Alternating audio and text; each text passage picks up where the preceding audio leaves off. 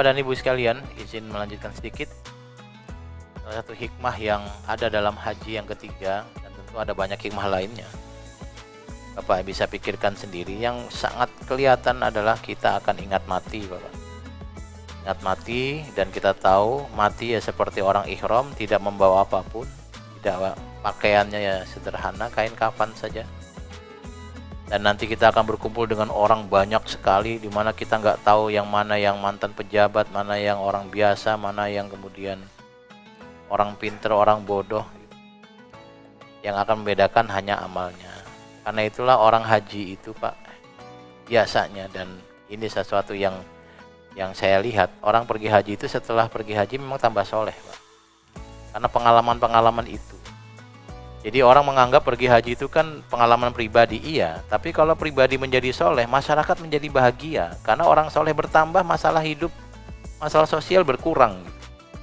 Bisa jadi ada orang-orang yang nanggung solehnya itu, lalu dikasih kesempatan ke Masjidil Haram, lalu Allah sadarkan, pas dia balik nggak lagi nanggung, menjadi orang soleh betulan. Maka kita hidup bersama orang-orang soleh itu pasti membahagiakan. Gibahnya tidak, tuduh-tuduhannya tidak, marahnya tidak, dan itu yang kita harapkan. Jadi orang bilang haji itu ibadah individual, salah, ibadah sosial. Orang-orang yang balik dari haji lalu sadar dia akan mati, dia berusaha untuk menjadi orang baik. Orang yang ingat mati itu pasti akan menjadi orang baik, seharusnya begitu. Tapi ada yang enggak, Pak, yaitu pengecualian. Tetap saja ada orang-orang aneh.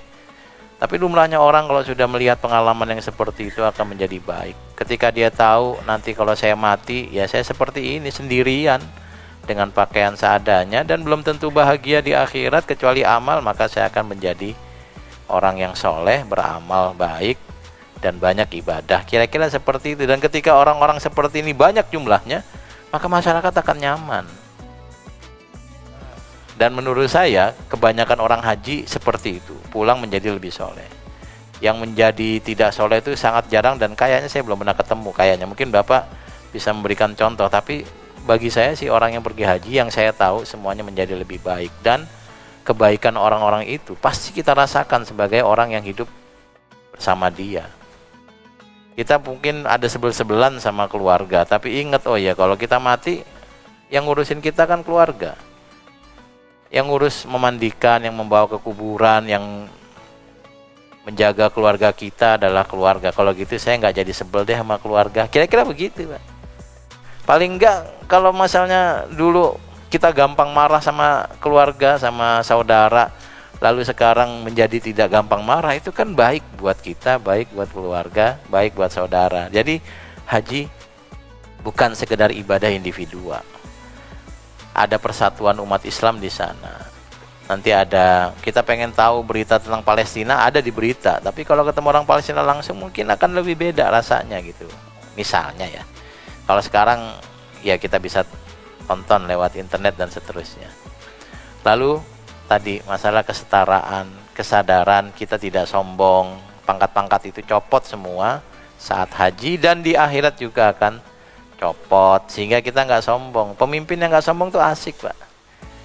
Pemimpin apapun, pemimpin sosial, pemimpin perusahaan, pemimpin politik, itu kalau orang yang nggak sombong enak. Tapi kalau sombong itu nyebelin gitu misalnya. Lalu yang ketiga, ingat mati. Bapak dan Ibu sekalian, maka kita bersemangat pergi haji, pahalanya besar. Pahalanya besar. Nah, saya ada satu kegelisahan yang ingin saya bagi di sini, saya ulang lagi di sini, masalah terkait antrian haji yang panjang. Nah, saya baru tahu kalau di Jakarta mungkin sekitar 20-an atau 30-an tahun menunggunya gitu ya. Di Bekasi 30 gitu. Dan saya sudah meneliti rata-rata masa tunggu haji di Indonesia itu 48,93 tahun, Pak. 48,93 tahun. Ya 49 tahun lah. Jadinya kalau Bapak punya anak 20 tahun atau Bapak sendiri yang usia 20 tahun lalu daftar haji, berangkatnya 49 tahun kemudian, usia 70 baru berangkat. Kenapa ini terjadi? Karena ada fenomena orang yang hajinya berulang. Sudah haji pengen lagi karena dianggap ibadah, padahal haji ibadahnya wajib cuma satu. Lalu bagaimana kalau Bapak pengen ibadah haji lagi karena merasakan kenikmatan? Jangan haji, Pak, umroh saja. Karena umroh kapanpun bisa. Kalau haji waktunya dibatasi di bulan Dzulhijjah saja, supaya tidak ada antrian. Nah, salah satu yang saya tulis di buku saya adalah larangan haji berulang, kecuali kalau memang ada keperluan, misalnya tenaga medis, ya tenaga medis berulang nggak apa-apa tiap tahun haji, atau petugas-petugas yang memang ya dibutuhkan, silakan. Karena supaya orang yang berhaji bisa tenang sebab banyak yang membantu. Tapi kalau bagi bapak dan ibu yang duitnya banyak, pengen pergi haji, jangan. Umroh saja. Kalau mau lebih hebat lagi, nggak usah haji berulang dan tidak usah umroh. Gunakan untuk bersedekah, lebih besar pahalanya. Jadi saya kampanyekan orang yang pergi haji itu pasti, kalau mabrur masuk surga pasti, tapi masuk surganya sendiri. Beda dengan orang yang merawat anak yatim menjadi penyantun anak yatim, donatur anak yatim. Kata Nabi, ana wa kafirul yatim fil jannati kahataini. Aku dan orang-orang yang merawat anak yatim di surga seperti dua jari ini. Deket, bukan begini Pak, jauh nih. Bukan begini juga, jauh nih. Begini Pak, deket. Bedanya apa orang yang masuk surga karena haji dengan anak yatim? Ya tadi masuk surga sendiri dengan amal kita. Kalau yang kedua, nyantuin anak yatim masuk surga bareng Nabi, di levelnya Nabi, asik banget. Kita nggak akan mampu masuk surga level Nabi kecuali diajak oleh Nabi. Surga yang ditempati Nabi surga paling bagus. Yang boleh menempati ya Nabi dan orang-orang yang diajak oleh beliau. Kira-kira begitu. Pesawat kepresidenan yang boleh naik presiden dan orang-orang yang diajak sama presiden. Kalau presiden lagi pegel ngajak tukang urut, boleh Pak ya. Ini presiden lagi pegel nih, lalu harus ada kunjungan, ngajak tukang urut, boleh. Jangan bilang ini kan pesawat presidenan, kamu jalan kaki, ya nggak bakal nyampe. Ya ikut presiden. Kereta ke presiden juga sama, gerbongnya itu diisi siapapun orang yang diajak. Kalau misalnya dia lagi inget gurunya dulu waktu sekolah masih hidup, lalu diajak, bisa. Yang penting ada yang ngajak. Ya kalau kita juga gitu.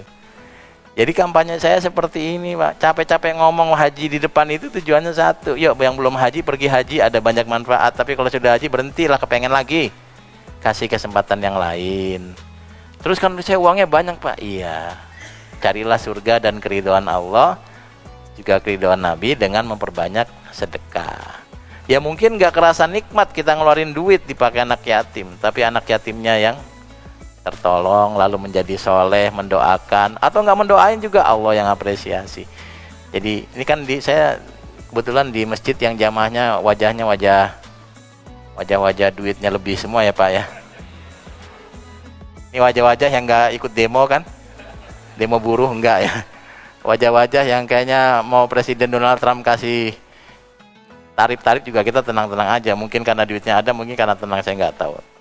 Karena itu saya ya ingatkan melalui di sini, kalau sudah haji alhamdulillah, mudah-mudahan mabrur dan sudah dapat pahala surga. Kalau yang belum, bayar Pak. Wah kan antriannya panjang, saya nggak mungkin berangkat. Bayar aja. Saya juga belum berangkat haji karena masih lama, tapi saya udah bilang sama Tuhan, kalau saya belum berangkat tapi keburu mati, pahalanya kasih ya, udah bayar. Saya udah bilang begitu. Tapi kalau misalnya belum dapat jatah ya nggak apa-apa, yang penting udah bayar, yang penting kan pahalanya nanti. Nanti kalau dipanggil yang udah haji masuk surga, saya masuk. Kan belum haji Mas, keburu mati. Udah bayar, emang kenapa nggak langsung berangkat? Antrian panjang. Kenapa? Gara-gara orang haji berulang. Kalau masih nggak boleh, saya masuk surga lewat anak yatim aja dah. Saya masuk, maaf saya juga punya anak yatim yang saya santunin sekian puluh. Saya minta masuk kelas ini, oh silakan masuk. Malah bareng Nabi lebih enak, kira-kira begitu ya.